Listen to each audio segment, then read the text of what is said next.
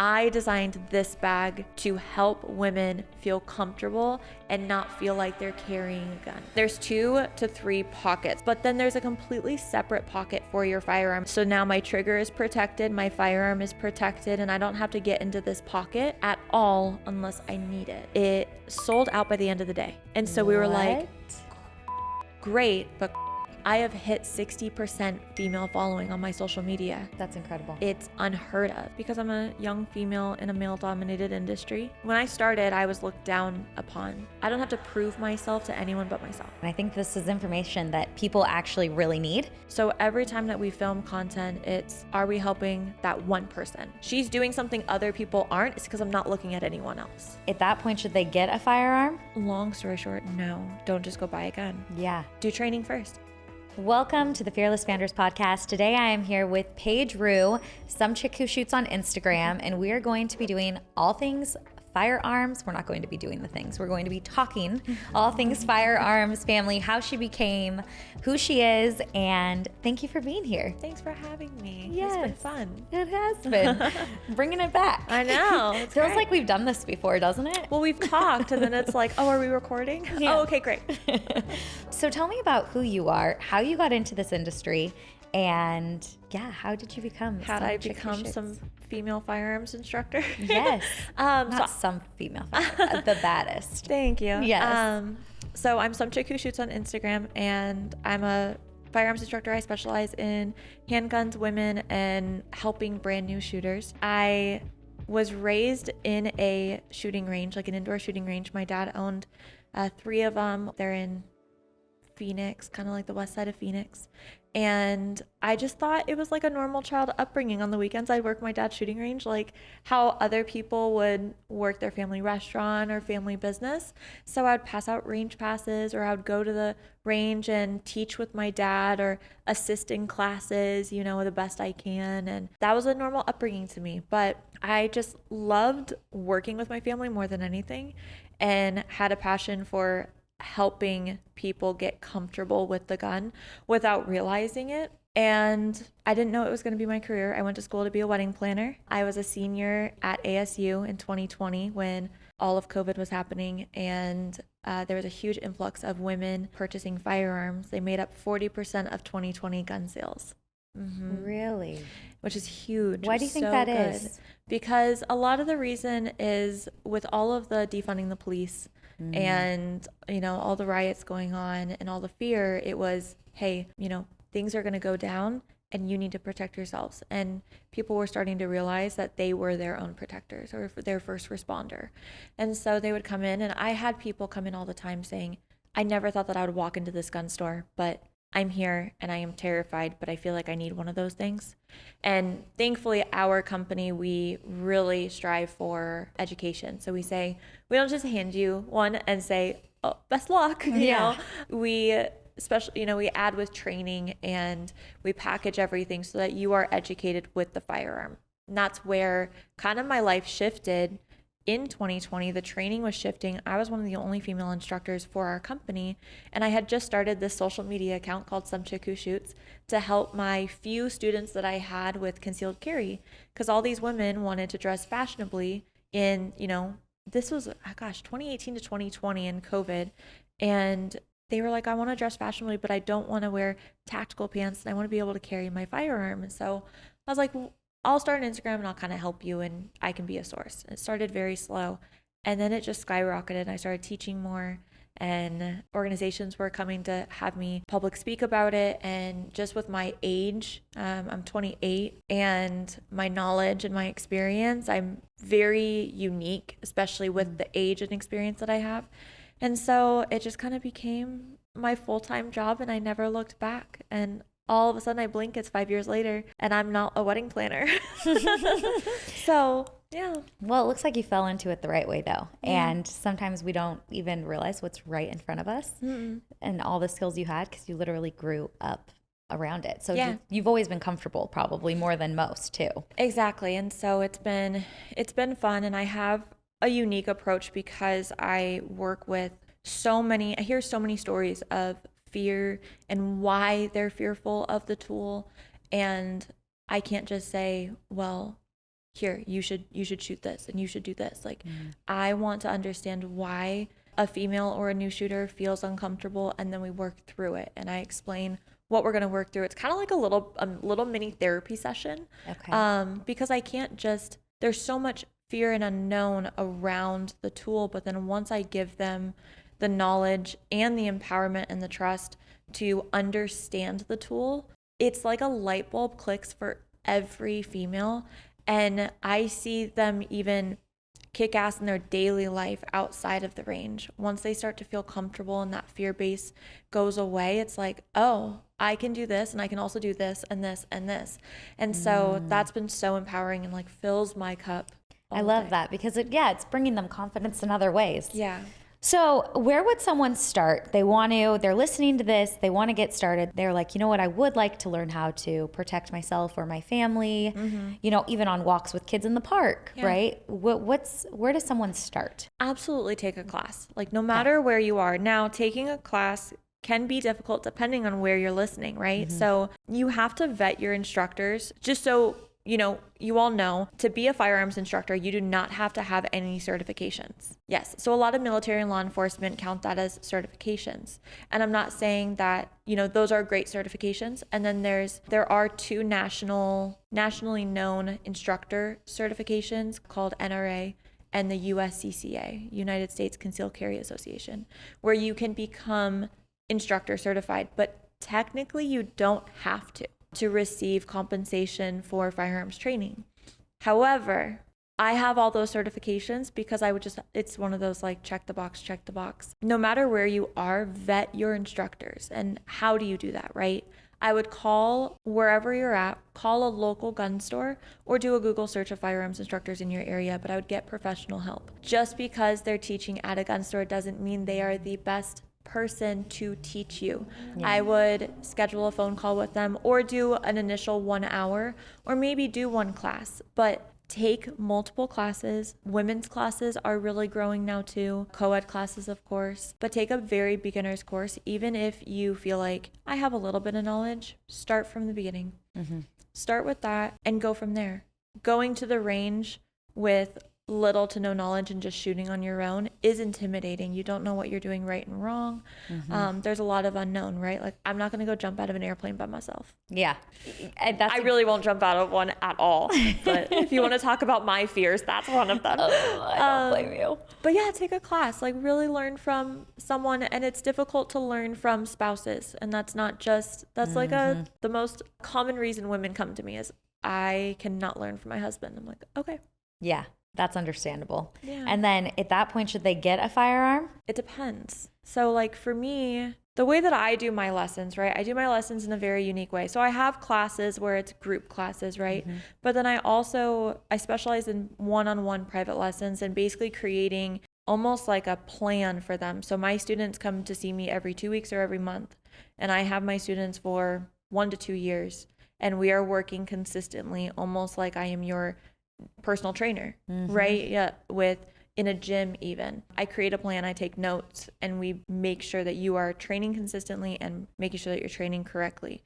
So, I mean, I trained like 17 women in the past 2 days. All of them, I have different paths for them, but I spend 20 minutes getting to know them. So I see where they're at. I say the first step is to learn the safety and to feel comfortable with the tool being the firearm. Start with that. And then if people are recommending different firearms to you, great, but don't go and buy the one that your neighbor who is a law enforcement officer, like if they say, get this gun, great, but go shoot it, go try it. So what I do is I call it like a firearm sampling, where once we feel comfortable with the safety and the manipulations of the firearm, then I lay out a bunch that kind of go to like what she's trying to do, right? Think car shopping. Like, do you want a car? Do you want an SUV?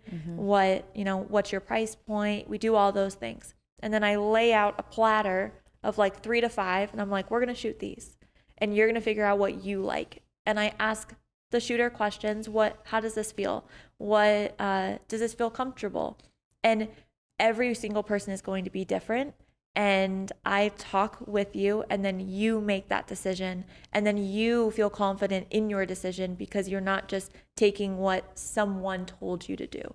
So you're taking power in the entire experience from day one. So long story short, no, don't just go buy a gun. Yeah. Do training first. Rent the firearm in classes. You're able to rent guns, go with friends and try some out, learn about it before you commit to one. I think that's great. I love what you do too. I'm like, how do I get into this? I want to go find a new one. So fun. And then can people train with you? I mean, I think you do virtual now too, right? I do virtual lessons, yeah. So people can, if they're like, I want to work with Paige, they Yes. can actually work with you virtually. Yes. And some people are like, virtually private, like what in the world? How are you doing this? So I started virtual private lessons because I cannot be everywhere all the time. But a lot of these women who are asking for my help are with concealed carry, what holster works best for them, how to draw, or maybe they have legal questions, concealed carry questions and laws about their state, and we discuss those. I've done a few where a woman, she's a decorator or a professional organizer, and she travels to different states. And so she's like, what do I do? How do I do this? How do I fly with my gun? If it's in the hotel room, like we walked through her entire trip. It took about an hour, but we walked through and gave her a plan on exactly how to do it so that she felt confident. And then she also knew that she was doing it legally in every state that she went to, because states have different laws with firearms. Yes. And so I did that. I did another lesson where a plus size, beautiful woman, she was like, she makes me laugh. And we talked about this already, but she commented on one of my posts. And she said, I love your concealed carry, but you are the size of my left thigh. And so what works for you is not going to work for me. And I was like, I love that. So we did a virtual lesson. And she's like, I need help figuring out how to conceal on my body. Yeah. And so we talked about it. And I sent her holsters and she was putting them on. And I'm telling her how to do it safely. And we're working with either plastic, like model style guns, or firearms that are completely unloaded. There's no ammunition. I'm not live firing in these sessions. It's more of almost like a check-in with these ladies around the country. So that was fun. And she felt so much more confident of choosing a holster rather than buying a ton. She was able to talk to me for an hour and figure it out. So those have been helpful. That's amazing. I need all of that. Because even when I go to travel, I'm like, I don't know if I can fly with this gun here. So I don't many know the laws questions. when I'm landing in California versus, like I have all those questions. There's so many questions, and it's like, thankfully, like I have an amazing team with my Instagram, because I go through almost every message on my Instagram account. So bless my assistant, because she really knows how to answer a lot of them now. But I want to make sure that those people are being helped, and they have questions like you're just saying, like flying with a firearm. What do I do? How do I do it? You don't even know if the information, if you Google it, if it's accurate information, or how do you interpret that information? And so that's something that I'm obviously a professional in, and so I can interpret it for them, or just better explain it for them and show them the tools and the equipment that is needed, so that they do it and they're like, okay, I feel good. Because you should travel with your firearm if you can. I always say, when you go on vacation, evil doesn't just stop. There's evil everywhere, and we have to protect ourselves from evil, whether that's at home or on vacation, unfortunately. Yeah. Well, no, and it's good to be mindful, right? Because a lot of times you go on vacation, you let your guard down. But like you said, evil doesn't stop when you're on vacation. Yeah, and if you're a female and you're traveling by yourself. Yep. And even when I travel, I'm like, okay, if I have to walk to the pharmacy to grab something, or I feel immediately targeted if I'm a female by myself. And then I have to be careful of what time I'm going. Is it dark out? Is it light out? Like, I'd be mindful of these things where men don't have to worry about it as much, right? Yes. And so having my firearm just allows me, I'm still making the decision to walk in daylight, right? I'm still making those smart decisions to set myself up for safe success. But having the firearm is like, okay, I can protect myself, and I'm not like this walking, So yeah, it's helpful a lot. Very helpful. Do you have a membership yet? Do you have a membership, or have you thought of starting one? Yes and no. Why? What are you asking? Because I feel like a member, I'm just ready to be a member. And just where you're like, okay, every month we're going through, this states, and then it'd be classes that people could look like, here's the carry arm, and it'd be a video that people who come in late could do. And we would just pay a monthly amount. And then we just have access to all this information every month. I give a lot of it out on my social media. Yeah, but then you could monetize a lot. You could go out, give it out, but then they'd have it all in one place. Totally. I have a subscriber base right now. I do have an online course that I filmed. It's just not out yet. Okay. It's one of those, when it just keeps getting put on the back burner. It's filmed and edited. I really just need to post it. But that would be like my online training course that I could do. Are you going to sell that course? Uh-huh. Okay, good. I so love yes that. and no. It's on my radar. And it's good to know that something like that is almost like little mini classes where you can purchase them and just have the information, so you're not scrolling through my Instagram trying to find it. Right? Well, and then it's not a super high ticket. It'd be like a $47 to a $97 a month 100%. membership. Yeah. Then we all feel part of it. Training. Absolutely. Oh man. And just monetizing it, right? Like, do the math on that. Let's do it. Let's do it. All right. When we leave here, she's going to have a membership by the time we release this. this. Yeah, exactly. It would be nice, because I guess my goal now is, right, like I don't want to be on range for the rest of my life. It's stressful. You're in red all the time, like the stress of red, right? Yeah. So I have my Aura ring, and it tells me like I have to always filter when I'm at work, because my stress levels will be like through the roof when I'm at work. Yeah. Because I'm making sure people are safe, and it's not sustainable. So I do it in small doses, and then I do a lot of online education through my Instagram. But it is a future goal to figure out how I don't have to physically be on range, but I can still help people with firearms. Absolutely. Well, that's you just figured it out. That's why I'm a big pusher of memberships, and just because do the math on it. Even let's say you do $97 a month and 1,000 people, and they're paying continuity monthly. That's like, isn't that? I'm not a math magician, but is that $97,000 a month? So I just want you to do this. You have how many followers do you have? 180 something. Okay, so if you only converted 10% of that, which is 1,000 people, even at 100,000, that's 10,000. But if you only converted 1% of them into a membership, you'd be making $97,000 a month on a $97 product. Crazy.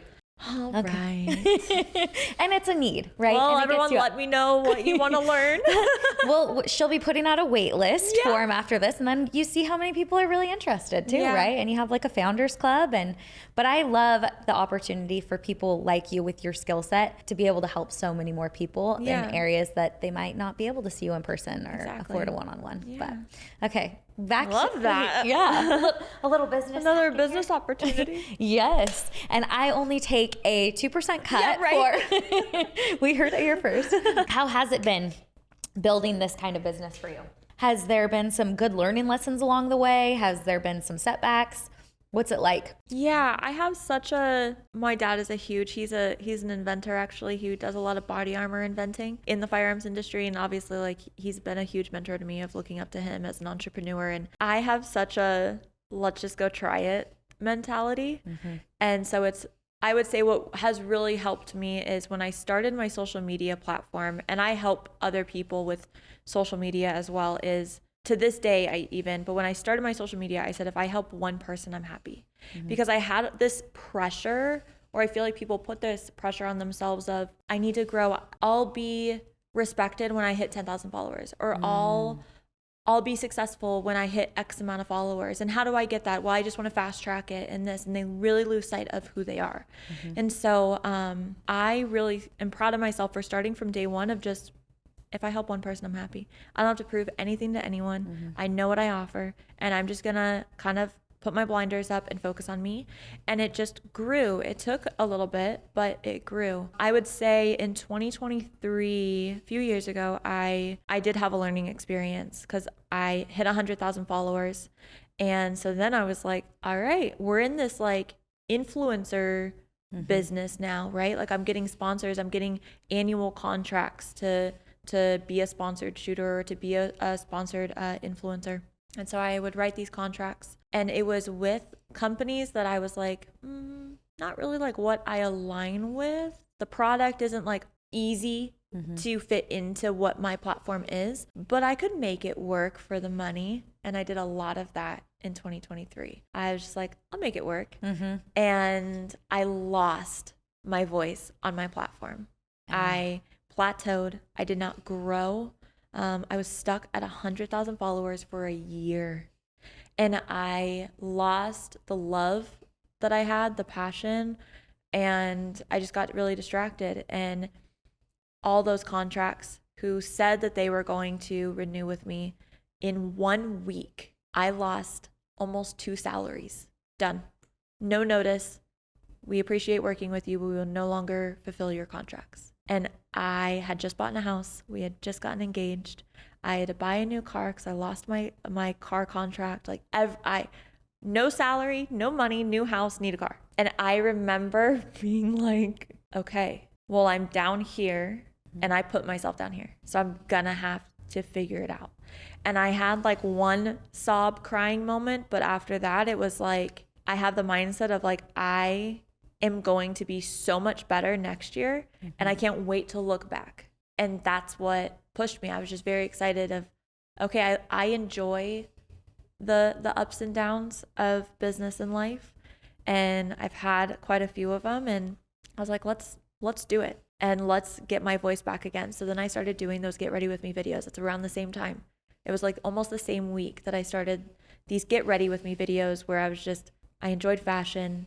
It was kind of mindless for me and I get ready, and it brought me back to like why I started my social media. I threw a gun in there of how I conceal and it went off. And I was like, cool, I'm glad people like them, but I enjoy it. And again, I put my blinders back up and I didn't take sponsorships for like 6 months. And then all of a sudden, these massive companies, I was already using their product. And they were like, Paige, we love what you're doing.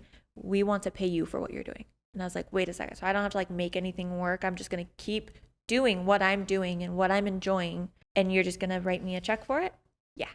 And I was like, I mean, yeah, okay. This sounds good, right? Accept, yeah. But they were companies that were in alignment with you too, correct? I realigned myself and then I attracted the companies who I subconsciously were aligning with. And they saw what I was providing. So since 2023, like female firearms accounts on like Instagram and stuff are a majority men. Like I hear a lot of women deal with like 10 to 15% women and then 85 to 90% male following. Right. I have hit 60% female following on my social media. That's incredible. It's unheard of. And so just finding who I was and really sticking, and that's why I do what I do. And so a lot of people, they say, well, we don't see you shoot or we don't see you do this. And I'm like, my audience doesn't care to see it because women want to feel comfortable with me and they trust me. And that is who I'm. If you want to see me shoot, come to the range, like come schedule a class, like I'll shoot with you. But my social media, 1, Instagram doesn't like me handling guns, and 2, my goal is to reach women. And it was amazing. And this year I've gotten way more, and a company's coming to me saying, you reached women better than any other account that we work with or any other account that we've seen. And we need help getting women to buy our product. And that was such an amazing and eye-opening and moment where I was like, I can look back now and be like, I needed that to happen for me in order to get to where I'm at now. So in like 5 months, I gained like 85,000 followers. So I went from plateau to almost doubling my entire following. Wow. Yeah. So I think that's a powerful reminder too for people that sometimes we do things because it's like, oh, the money, but it's not really. And people can feel like when you're not being authentic. The sales pitchy. Yes. And not only that, like putting those blinders on, because sometimes it's so like, well, what are they doing that's working? What are they doing that's working? Well, maybe I need to do that. And it's like, no, just do what you want. Like, you're like, I like making these videos. Yep. And that happens a lot with me, right? Like I have a very creative mindset, and I love looking at like the Instagram, what Instagram tells me what I can and can't do. I'm like, let's figure out how to get around this, right? And so like you're saying, people are looking at you of like, oh, she's doing these Get Ready With Me videos, they're successful, I'm gonna do them too. That's great, but you offer online something that I can't offer. So yeah, you can do what I do, but you could probably do something else that's better that I can't do. And so I look at that as well. And my blinders, when I start creating and I know I need to have a creative mind, is I'll actually either delete my Instagram account. Okay. Or I will set like a 15-minute time where I have to manage it real quick, but then I do not allow myself to scroll. And I do not allow myself to see accounts that are similar to mine, because I'll catch myself, oh, what are they doing? Oh, that was a good video. And I lose my creativity. And so I put my blinders on and I just start working. I start teaching and I get in the field and I say, oh, this would be a good video. And I stop looking at what other people are doing. And that makes me a pioneer in the industry of, wow, she's doing something other people aren't. It's because I'm not looking at anyone else. I love that. Yeah. And I think that's a really great reminder in today's society where we're so focused on artificial intelligence. Even though there's so many benefits, we are actually infinite intelligence, right? AI learns from us. Exactly. And so it's like turning off all the noise to go focus and create. We were made to create. Exactly. And there's so much to create. And that's what I love. I'm like, okay, what could I make that hasn't been done before? There's so many gaps in, even I talk obviously in the firearms world, it's my life, but there's so many gaps in uncharted territory that you don't realize. And if you're focusing so much on, oh, well, this is already done, this is a saturated market, like, yeah, so go try something else. I'm working with my team right now. My team, I have an assistant and a brand manager, and they're actually moms outside of the industry. So they are my target audience. And that's something that a lot of people don't do, right? Like, you hire within your industry. I hired my audience, who Genius. I wanted to appeal to. So we have a running question, and both of them have learned most of their firearm experience through me. But like, my assistant started out and she's like, I have no idea what type of guns there are. Like, I know nothing. And it took about 6 months for her to start to feel comfortable with like even answering messages. But we have a running question, like a question sheet. They're like, Paige, what the heck is this? What is a bullet? I don't know this. And it helps me because in my mind, I'm like, I've known it for so long. And my audience are basic. They want to know how to check if a gun is safe. What, the dumb questions that people say, which I say no question is dumb, especially when it comes to firearm safety. And so they keep a running list, and that helps me do content. So they are my audience and they help me create content in that way, which is fun. It's genius. Yeah. Brilliant. I love that. And asking your customers, right? Not only that, you hired, your ideal audience, but then asking people what they want, because sometimes we hear stuff, even in the business world. It's like you hear these terms like CTA, and it's like, I don't know what that means, call to action, right? But you get so used to hearing it and saying it that you forget that your audience doesn't probably know. And then they're like, I'm not knowledgeable enough to be listening to her, or I'm not, and it's all this negative self-talk. And absolutely. Yeah. And then you exclude them almost. Without even knowing it, right? Like, you're trying to educate them and you're trying to make them feel comfortable. And then you throw one term at them that for you, it's your language. And you forget that it's not their language. And so that's why I teach. Like, I think I will always, to some level, teach on range, be physically on range teaching, because it keeps me fresh, honestly, right? Like, it keeps me on my toes when I'm staying behind my camera, just doing content, or, staying in my little world.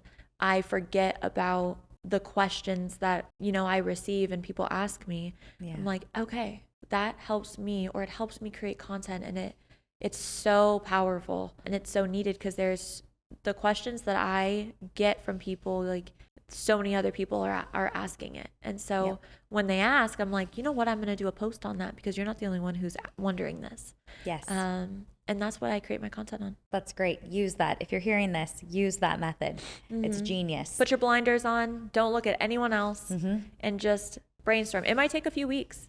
Like, and I tell my husband, because my husband is like this go-getter, right? He makes, I feel like he does 2 to 3 days worth of tasks by the time I have my coffee.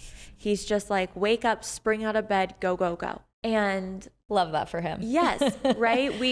We think very differently. We're both very business driven. We love working together. We travel. He's in the firearms industry as well. So we get to go to work conferences and stuff together, which is a lot of fun. But our brains think differently. And I am a very creative, innovative, but also kind of like, let's just try it, see what sticks, you know?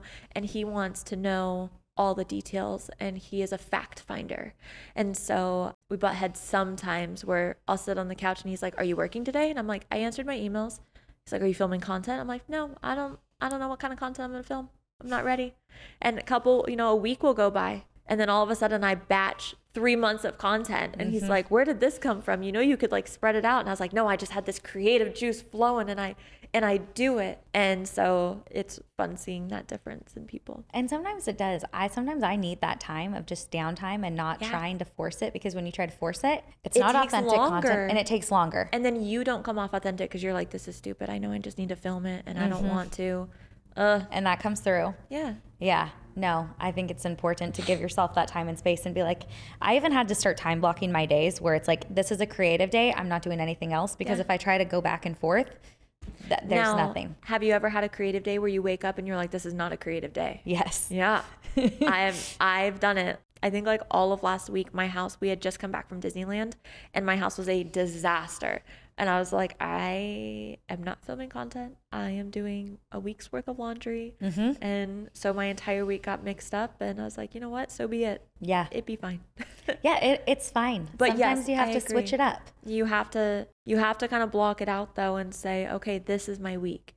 And I catch myself, because content you think is, oh, let me grab a video here, let me grab a quick story here. It's like, yeah, but sometimes you have to set an entire day aside. And a lot of the times I'll look at like 2 free days and I'll book something, right? A meeting, a podcast.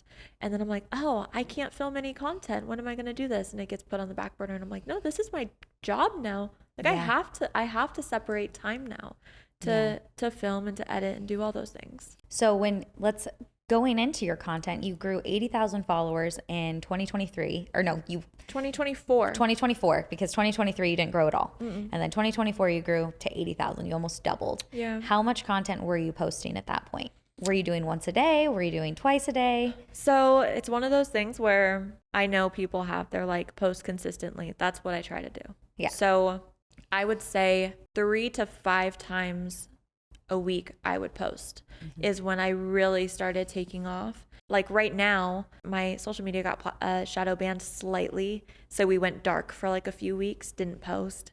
And I'm slowly starting to implement post this week. So right now I'm posting 1 or 2 times a week. And I know I'm not going to grow very much, and that's totally fine. But normally when we batch content, we have a content calendar, we link everything. It is 3 to 5 times a week about. Okay. Whether that's a story, a YouTube. I post mostly on Instagram, and then I post YouTube like monthly. I don't have like the bandwidth to do it right now. It'll get there. Stories, interactions. But I don't do this like, I'm going to post a reel, a story, an interaction, do this every single day. It's just too much. Yeah. So, well, I think that's what stops people from starting. Yeah. Is that it's too much. And it's like, well, if you're posting 0 times a week, what if we just move it up to 1 to 2 times a week? Yeah. Don't and just jump create a plan. to 5. Yep. Create a plan. So I have a running doc of all the type of content that we've kind of brainstormed of what we want to do. So I look at that and I say, okay, like I need to plan my March content. So I'm going to go through it and okay, I can film this video, this video, this video. And I highlight 7 to 10 videos, and then I'll block them out and I'll film them in a week. And I do that. So then now I'm starting to have kind of a file of pre-recorded evergreen content. And that way on weeks when I'm like, oh, I'm not feeling it, I can just grab from that little back file and plop it in there while I'm chilling on my couch and do it. So that's been helpful. Definitely like as I've grown, my brand manager and my assistant are a lifesaver to me. I think when you are growing your social media, get to a point where you say, okay, I can't do it all. I cannot answer all of my comments. I cannot answer all of my messages, but I want to, so I had to outsource it. I cannot manage all of my contracts or all of my interactions because I'm on range. That is my job. Filming content is my job, but editing the content, I have to outsource it now. And I have to be mindful of my like work-life balance of family time and work time. And now I'm starting to look at my social media not as a hobby but as a business. And I think a lot of people don't make that shift, and so it's overwhelming, and then it's daunting, and then they stop posting or they stop growing because they're not looking at it as a business with a mission and a mission statement and things like that. Yeah, I think it's really good that when you, even for your personal brand, social media, or as a business, having that mission statement. Yeah. I love that you add that. Do you have a mission statement for yours? We don't have a mission statement, but we always have like, I don't have like a written mission statement, but I have just like a theme. So every time that we film content, it's, are we helping that one person? And are we helping women? Who's my target audience? Yep. And we look at that as a team of, is this who I'm helping? You know, there's sometimes I'll do like fun shooting videos, right? Where people call it running and gunning. I think it's so silly. But I'm really shooting a firearm. I'm running downrange timers, like very advanced shooting. And I look at it and I'm like, I'm not posting this because it's not going to help my target audience. And so I just look at that. It's not just something that I want to post. I just keep that in mind. I love that. Is this post going to help someone? Yeah.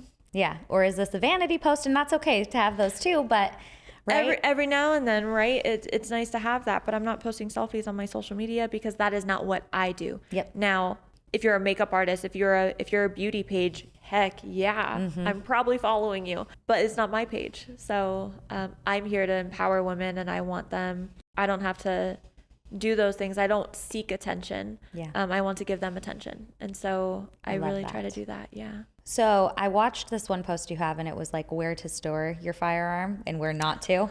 And I thought it was really good because I'm like, I could literally, as you're going through all the places not to, I'm like, oh, my neighbor puts hers there. Oh, my buddy puts his there.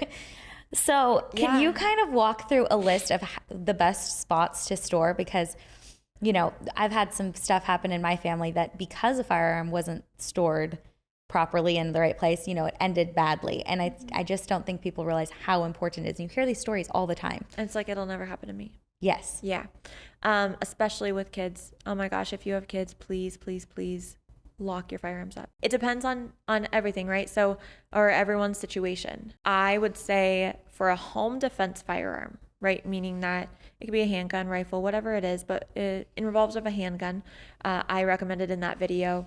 There's a company called Vault-Tec. I love them. Vault-Tec, there's also Stopbox. I think they're getting pretty popular. Vault-Tec is a tabletop safe. I actually travel with their safes as well, but it's electronic. Okay. And then Stopbox is mechanical, where it's like buttons and you open it. Both are great for different reasons, but they sit on top of your nightstand or can go inside of your nightstand drawer, and they keep 1 to 2 firearms safely stored. So when you're using your firearm for personal or home protection, you want to have that thing loaded and ready. But how do you safely store a loaded and ready firearm? So have that in the safe. And the reason why is so that if you need to reach your firearm, you don't have to get out of bed. You don't have to run and turn on a light and I gotta open this dial safe and load the gun. You just don't have time statistically. So reach over, it's right on your nightstand. I also highly recommend having a very bright flashlight next to your bed, because in the dark, a bright flashlight can blind someone and take out their vision for, you know, up to 6 seconds. And so really having tools like that, I would say next to your nightstand. They also have some that like mount to your bed, but please don't do it under your pillow. Please make sure that the gun is protected. You're not just setting it on top of your nightstand. So there's that. There's also, we have other safes in the house where they're the guns that we don't need quick access to. So we store those unloaded because they're not our defensive firearms. We are using those, you know, when we go out to the range. We have quite a few firearms just given our jobs, so we keep those stored in a different safe in one of the rooms, and that takes a little bit of time to get into, but those aren't our quick access firearms. In that video though, I hear all the time people put firearms on top of their washer machine or their refrigerator. Yeah. And I just had a student this week say that they know of it was like a 2 or a 3-year-old who climbed up and got access to their parents' firearm, who was a law enforcement officer, put it up. Height does not equal safety. And so you have to be mindful of that and make sure that it is completely secured, not under your pillow, not on the counter, not on top of things because it's tall. Just lock it up. Yeah. So lock it up. And we'll put all those links for their recommended ones below too, because it's like I said, height does not equal safety. And that was the thing. It's like, oh, it's up high. The kids can't reach it. Kids can get stools. They can climb on things. Like I would climb up to grab candy out of the top cabinet. Yeah. Like before dinner time. If I want it or if I'm curious about it, I'm gonna figure it out on my own. Yeah. Yeah, height does not equal safety. So, and also when you're working with kids, since we're kind of on that subject of locking it up, I get this question a lot of like, what do I do when telling my kids about firearms? Do I tell them that we have a gun in the house? What do I do? What if their friends come over? You tell them, you educate them. And if you can't educate them or don't feel comfortable with it or don't feel like they'll listen to you, then you hire a professional like myself to educate them. If they aren't comfortable, then don't push them to get into firearms. Let them know that there is a firearm in the house and that this is not something that you share with your friends. But if you have questions, ask mom and dad and we will happily answer them for you. Or if we can't answer them for you, we will find the answer for you. But please do not say, oh, Jimmy, let's not talk about it, because Jimmy's going to go find the answer somewhere and it's probably going to lead to a disaster. So you be that safe person for them, figure it out, work on it as a family. But then we say, okay, if you want to go shooting with us, like if you want to go enjoy the sport, that's something else. But if there's a firearm in the home, think of it as like an oven, right? They know not to touch the oven or the stove if it's hot. Hey, this firearm is for mommy and daddy to use. And if you have questions, then please ask us. But mommy and daddy use it for protection. But we can also go have fun as a family and shoot balloons and cans. And we could do that if you're interested. But this is not something that we joke about. You don't touch it. You don't joke about touching it. But if you have questions, you're more than welcome to ask. I think that's super great advice. And then how old do they need to be before? Because we, in our house, right, I carry firearms. My girls know. But my little one, she's like, Mommy, I want to shoot. She's 5. So how old do they need to be before I can actually start taking her to shoot? Yes. It's going to depend on the maturity of your child. So you as the parent are the best person to make that decision, right? Okay. I started shooting when I was about 5, but I have a brother who didn't start shooting until he was 13. Okay. One family, different maturity ages. So it's not like, oh, when I turn 7, I get to go shoot. Now, 5-year-old, if she wants to go shoot, I would start telling her the firearm safety rules. Okay. So treat all firearms as if they're loaded. Never point your firearm at anything that you don't want to shoot. Keep your finger off the trigger. Know your target and what's around it. Keep control of your firearm. And we actually, my stepson, we made him recite them back to us. And when he could recite them to us, then we took him shooting. So you have to put in the work in order to do it. And that tells me that you are ready. And so he would recite it, and then we would go, we took him, he was 6 when we took him, 6.5. We had him shoot a little .22. We had him shoot fun targets. We don't shoot at anything shaped as a human. We don't shoot at, we make it a fun experience rather than how adults look at it to protect themselves. Children need to look at it as a sport, because the firearms world is still a sport. There's competitions. There's tons of scholarships for the shooting sports. So look at it that way. And if this is an extra thing, but for us in our household, we have Nerf guns in the house, but they will not be pointed at people. Because if you are teaching a child and you are taking them shooting to enjoy the sport, you can't teach them that and play guns. They get to point their play guns at people. So when they go to friends' houses or friends come over to our house, they know that the Nerf guns are for target practice, and we can set fun things up and knock things over, but they will never be pointed at other people as a joke. And so we set that boundary in our household. I love that. Yeah. And I think that's same in ours. Yeah. It's because if you're teaching kids it's okay to do it with play guns, and then there's a real gun, and then they don't know, or complacency becomes there, and they're like, what's the difference? Yeah. Oh, I love that. Okay, so let's go into, I want to talk a little about concealed carry, because obviously that's how that's a lot of how you grew your Instagram too, right? It's through showing women how to carry concealed. And I watch your concealed carry stuff, but then I'm still like, how do I try all these things? Yeah, like what do I do? Do I go buy all of them? I'm working on something. It's another business venture. I would like to do a try before you buy situation. Yeah. So I'm working to partner with all the holster companies, because I have this like big bin of holsters that I've tried that I'm like deemed unsafe, doesn't work. And I have this list of holsters that I'm like tried and true, try these and they will work for just about every outfit that you could think of. Okay. I'm trying to partner with them so that I do this like shipment box. You know those eyeglass companies where like they ship you a box of glasses, Like Warby Parker, and you're able. I don't know. I don't wear glasses. I just know about it. Okay. But you're able to like try on the different glasses, and then you choose the one that you like, and then they'll put your prescription in it. Yep. I want to do that, but with holsters. I love that. So that you can try them on, because it is difficult. You're like, I don't know what's going to work for me. But my online, my virtual lessons, I can, if you tell me and walk me through what your daily life is, I can pretty much tell you what holster to get or which one to start with. But you also have to accept that there might be 1 to 2 holsters that you might have to get, because every outfit, it's like shoes. Some outfits I wear one holster, and then other outfits I wear this holster. And so some of them are, I change up from day to day. So I would like to do kind of like a sampling where you're able to, maybe with my membership. Yes. We can ship a box of holsters, of like try on sample holsters. Yes. And then you choose, and you get a discount with the company when you choose said holster. I love that. Like a fab fit fun for Firearms. firearms. I love that so much. I know. We've started a membership. We've built a lot of businesses on this.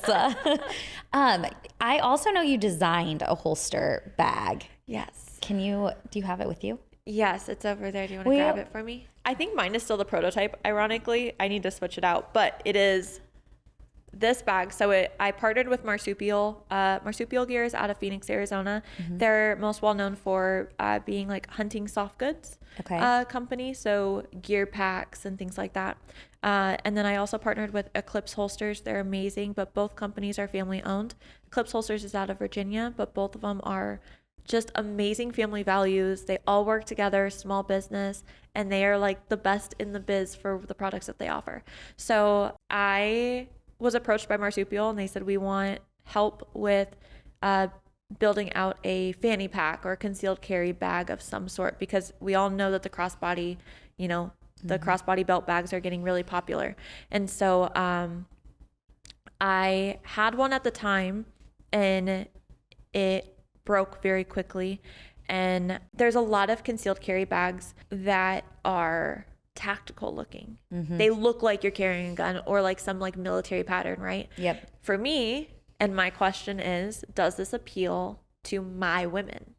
The women who don't carry a firearm, or they do, but they're not comfortable, and I need them to get comfortable and know that the firearm is safe. Yeah.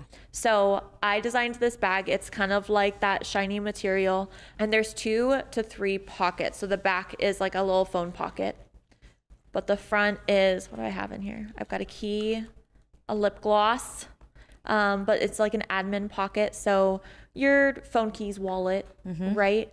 But then there's a completely separate pocket for your firearm. And this is where I partnered with Eclipse Holsters. They helped me design a holster where it will Velcro into the bag. And so now my trigger is protected, my firearm is protected, and I don't have to get into this pocket at all unless I need it. So I can carry this around when I'm going to the stores, and it's discreet, and that's what I like. We didn't put any logos on it. I didn't want it to scream, I have a gun. Yeah. And that was my biggest thing. So there's a lot of bags out there. There's a lot of ways of carrying in a fanny pack, a concealed carry fanny pack per se. There's a lot of bags that are being designed right now with, it's like being able to draw the gun fast, right? With a fast draw, fast pull tabs, and those are awesome. And I highly recommend those bags if those work for you and if that design works for you. I designed this bag to help women feel comfortable and not feel like they're carrying a gun. I want them to it's like that step, right? Take that step and bridge that gap into, I would carry this bag because it doesn't scream, I have a gun. Yeah. And that's how a lot of my female followers are. That's how a lot of my students, they don't want to change their lifestyle. And so this is a step. And you can draw the gun safely. The gun is in a separate pocket. And so I love it. We thought when we launched it in 2024, it was like February 2024, we did a run and we were like, all right, this run will last like a couple weeks. And that'll give us time to, because it's all made in the US and it's all made in Arizona. I love the bag. that. Yeah. So you're supporting small business. It's made in the US and locally. There's sew Incredible. houses in, like you can walk in and see everyone sewing all the bags. They're lovely, lifetime warranty for both the holster and the bag. And we were like, okay, it'll last a couple weeks because then we got to sew all the other ones. And it sold out by the end of the day. And so we were like, crap, great, but crap. Yeah. And so then we did a second launch. And I think we launched that one at like 10 a.m., sold by end of business day. So we did a second launch like as fast as we could. And we doubled or tripled the number. And it sold out in 20 minutes, the bag. What? Yeah. I was like, this has got to be a cruel joke. Like, what in the world? So then people are like, where is it? It sold out. I was like, I don't know. So it's been doing great. We've been coming out with different colors. We also came out with a little bit of a larger size because that's what I love working with these small companies is if there's a need, we can adjust and we can fulfill it very quickly. We call everyone up, we make the decision and we do it. And so this was the only size that I wanted to do. And then people were asking, well, I need to carry more in the bag, or I want to carry a larger firearm in the bag. It doesn't feel comfortable. So we increased the size and we added a couple more prints, and that's really fulfilled people's needs. And we answered that pretty quickly. So that's been really nice for customer retention also. So it's fun. Amazing. It's a good way. I call it my lazy way of carrying, where I can just throw it on. Yeah. I know the gun is safe. I know I'm carrying in a safe and responsible way. And I have possession of my firearm at all times. That's amazing. Yeah. And can people order those? Are they available? Oh yeah. Yeah. So they're for sale.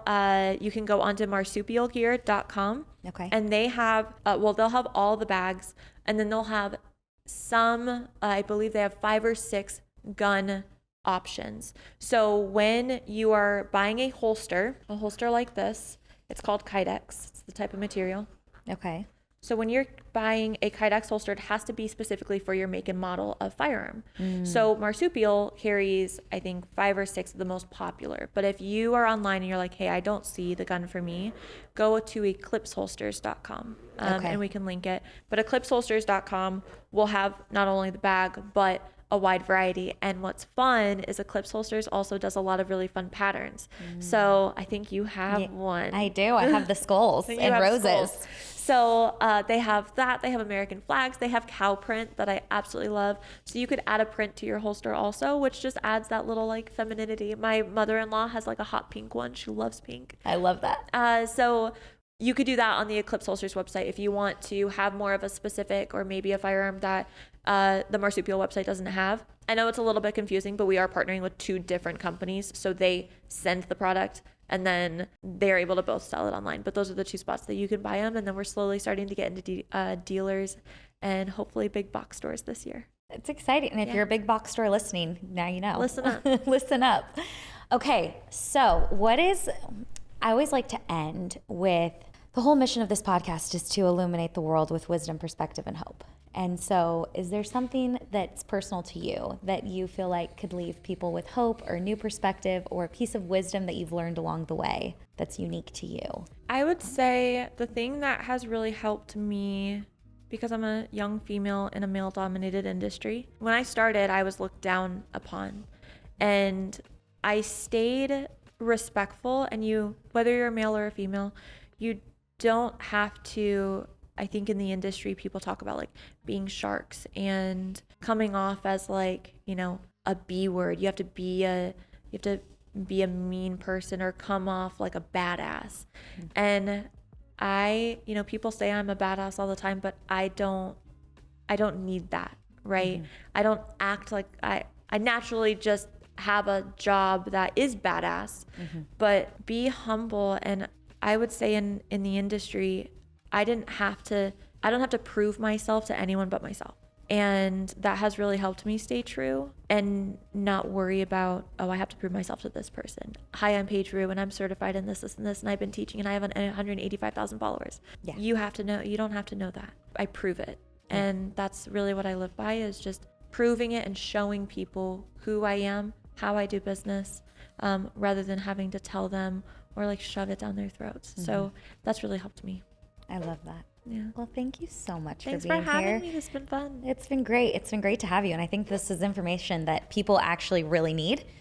Yeah, there's so many questions around it. And if you think you have a dumb question, you're not the only one who has the dumb question. Yeah. Just ask it. Well, and where can people find you? Some Chick Who Shoots on Instagram, somechick.com.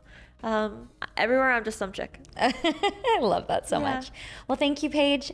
And with that, this is the Fearless Founders Podcast, with reminding you to go be great. Do not wait. The change starts with you. I believe in you. Thanks, guys.